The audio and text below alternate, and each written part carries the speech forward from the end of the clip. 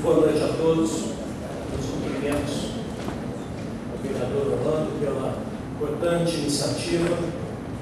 Meus cumprimentos também ao presidente do Senado, sua volta, todos e todas que aqui estão.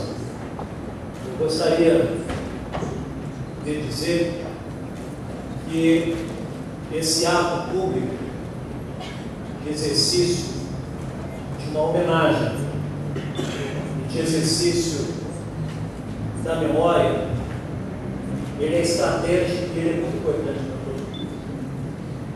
A presidenta Dilma Rousseff chegou a afirmar que a memória é a principal arma humana contra a barbárie. E a ditadura militar brasileira, quando ela exterminou seus opositores, ela teve como propósito fundamental não destruir pessoas, mas ela queria destruir uma ideia, um pensamento, um rumo político, uma opção política. Porque ela sabe, os setores conservadores da nossa sociedade sabem que as ideias são capazes de transformar e de emancipar as pessoas.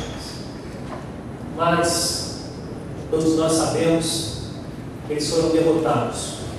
Continuarão sendo, a cada vez que nós reafirmarmos, mantivermos essa nossa decisão e essa nossa disposição de exercitar a nossa memória.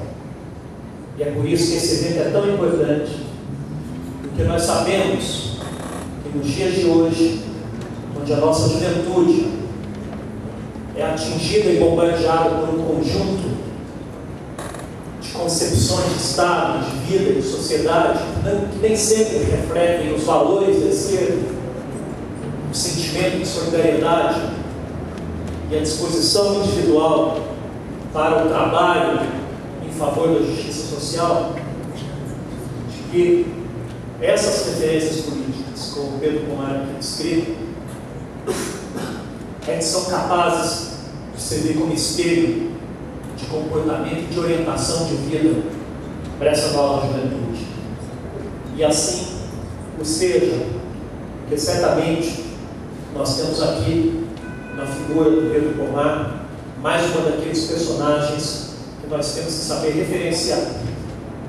E ao reverenciá-lo, reverenciar todos aqueles que lutaram junto dele e todos aqueles que permanecem lutando em defesa de um país mais livre e democrático.